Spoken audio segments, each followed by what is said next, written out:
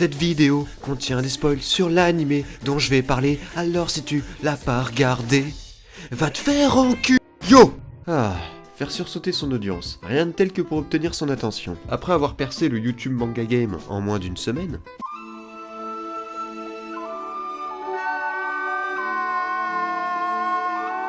ok, étant donné que YouTube est un jeu où l'on ne peut pas utiliser de cheat code et que JVC ne propose aucune soluce pour vaincre les derniers boss du donjon, il ne me reste plus qu'une seule option. Sortir des vidéos de qualité à un rythme régulier. Autant vous dire que j'ai tout de suite abandonné le principe. Passons. J'espère que vous aimez les hentai, parce qu'aujourd'hui on cause de...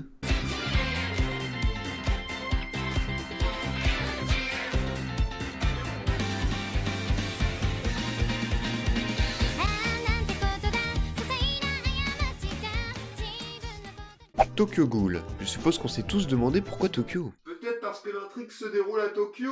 Retourne dans la cave, toi. Ça soulage. Non, parce que Tokyo, ça passe bien, c'est une ville technologique, moderne. Mais imagine si l'auteur avait été, je sais pas moi, africain. Bamako Ghoul. Mais oui, c'est clair. On est d'accord que ça fait beaucoup moins vendeur. Bref, l'histoire commence tranquillement sur... c'est bon.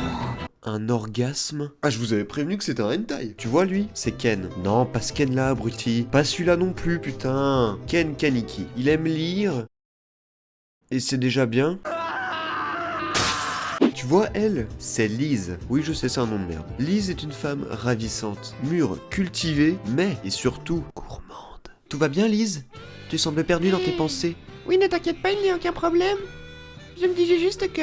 Je suis une saucisse.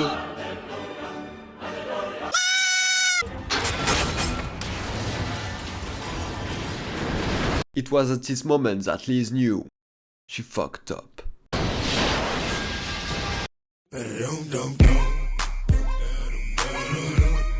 Heureusement pour lui, le docteur Kano vole à sa rescousse. Et mis à part le fait qu'il a lui aussi un nom bien pourri, il a un comportement plutôt étrange envers notre protagoniste. Eh bien alors, qu'est-ce qui se passe, jeune homme? Tu ne manges pas ce qu'on te donne?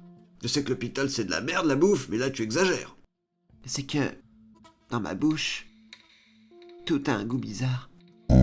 Ok, on va s'arrêter là, merci. Nous apprenons ainsi que Kaneki est alors devenue une ghoul, ne pouvant se nourrir que de viande humaine, ce qui signifie...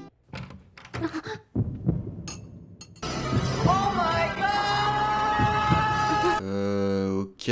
Je disais donc, ce qui signifie que le CCG, le centre de contrôle des ghouls, va le traquer, lui et sa bande de potes. Avec leur inspecteur, les colombes. Enfin moi quand je croise deux mecs en impair avec une mallette dans la rue qui bloquent le passage à une mère et sa fille, j'appelle pas ça des colombes, hein. J'appelle ça des Putain de mec chelou.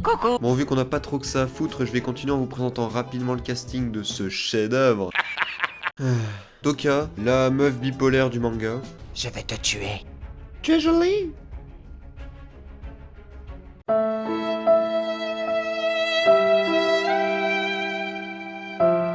Shu, un drogué aux hémoglobines qui entretient une relation douteuse avec le héros.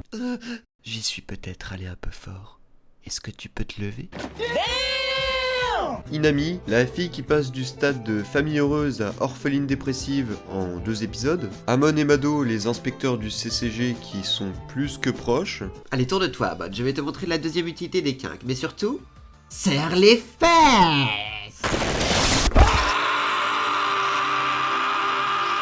Et plein d'autres randoms, plus what the fuck les uns que les autres, avec évidemment les persos remaster full stuff mythique qui réalisent des killcams finales toutes les 5 minutes comme t'en as jamais vu en jouant à MW2 quand t'étais au collège. Le genre de perso que tu vois 30 secondes mais qui te fait comprendre qu'à lui tout seul, il nique le game. Après 10 premiers épisodes plus ou moins palpitants, on découvre l'existence de l'arbre Aogiri. Ils sont là! Une organisation de ghouls terroristes qui ont pour but de trouver un but. Ce mec qui se fait appeler Jason, sérieux, plus on avance, plus le compteur originalité descend. Donc ce mec qui voit en Kaneki la nouvelle règle flexible de Maped, décide de le torturer sur l'échiquier le plus immense du monde pour arriver à déclencher sa fameuse transformation en super badass, alors que depuis le début, il incarne les définitions du mot néant. Et c'est ainsi que la saison 1 se termine, avec une note que j'ai personnellement attribuée de... Ça marche bien. sur 20. Mais il y a une saison 2. Attention, l'instant mauvaise foi va débuter. Si vous êtes une victime, une fiotte, bref, ce qu'on appelle communément un sans-burne, qui s'offusque devant 3 lettres, que vous prendre des combos 70% sur MK9 vous emplit d'anxiété et vous pousse à dormir en PLS pour diminuer votre niveau de stress, arrêtez la vidéo maintenant, car ce qui va suivre risque de vous changer à jamais. Et si vous souhaitez continuer sur la voie des enfers, je n'ai qu'une chose à vous dire, j'ai à la chef. Si vous habitez chez vos parents, préparez vos tympans et fermez à clé.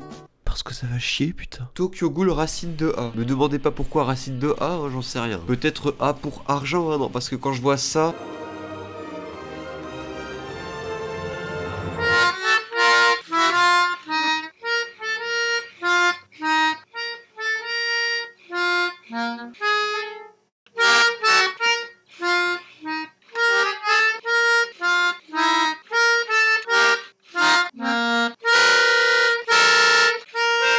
Mais les mecs, ils ont animé ça après avoir fumé toutes les drogues existantes sur la planète. Mais regardez, mais même Kaniki, il a des nausées rien qu'en voyant votre merde. Attendez, Studio Pierrot, tout s'explique. Ce sont les auteurs de ça, ou encore ça. Après, quand tu vois que les mecs prennent plus de temps sur l'animation d'un stylo bic que sur les combats, bordel, tu sais déjà à qui t'as affaire. Vous l'aurez compris, à partir de là, ça part en couille totale. Hein. Déjà que la saison 1 ne respectait pas l'ordre chronologique du manga. Mais là, la saison 2, on chamboule tout, c'est le bordel. Des incohérences. En veux-tu, en voilà, tu comprends rien à ce qui se passe. Genre lui là, on va l'appeler Liu Kang, hein, vu sa tête de bouliste. On sait pas qui c'est, on sait pas pourquoi il vient de le libérer, on sait pas pourquoi il défonce les mecs venus l'aider. Non mais putain quoi. Ah non, en fait c'est Dovahkiin le gars.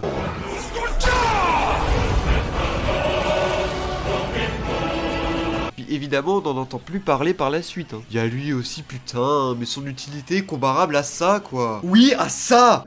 Allez, calme-toi. Calme-toi, c'est le dernier épisode, ça va bien se passer.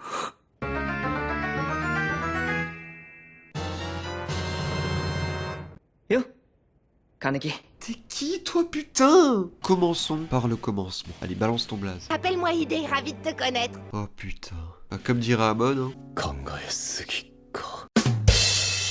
Oh bah son prénom c'est Hideyoshi d'abord, alors TG hein. Mais depuis quand mettre ça dans un prénom ça te rend crédible, enculé? Sérieusement les Japs, c'est quoi vos problèmes avec les noms de vos personnages? Si tu sais pas comment l'appeler, et qu'en plus il sert à rien pour ton scénario, bah tu l'oublies, tu le fous à la poubelle, t'en prends un autre putain. Je sais pas, tu le mets pas dans ton histoire pour qu'il sorte des répliques comme « En fait je savais tout ».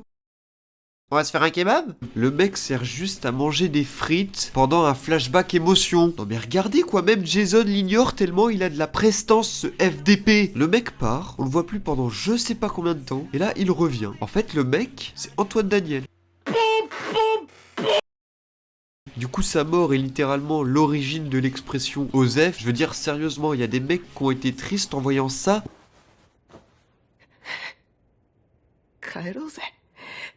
On bat les couilles, frère. On connaît rien de ce mec à part le fait qu'on nous rabâche sans cesse que c'est le best friend du héros. Bah, donnez-lui plus d'importance, je sais pas moi, si votre but c'est d'en faire un mec mystérieux comme lui, bah c'est raté là. C'est juste un mec qu'on voit 20 secondes par épisode et qu'on voit carrément pas pendant certains épisodes. Et il a quand même le droit à sa scène finale de la saison. Vos mères les suceuses de moyaux gangrénées. 1 minute 52 précisément pour voir un mec marcher dans la neige.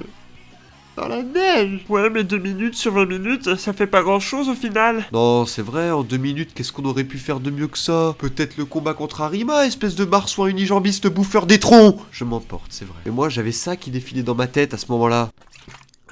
Ça fait du bien par où ça passe. Et voilà les gens, c'est la fin de cette vidéo. J'espère qu'elle vous aura fait kiffer comme la première. Donc si t'as passé un moment cool, bah c'est super. Si ça t'a pas plu, tu sais ce qu'il te reste à faire. Sur ce, moi je vous laisse sur le magnifique monde d'internet. Et je vous dis à une prochaine fois. C'était le Watcher.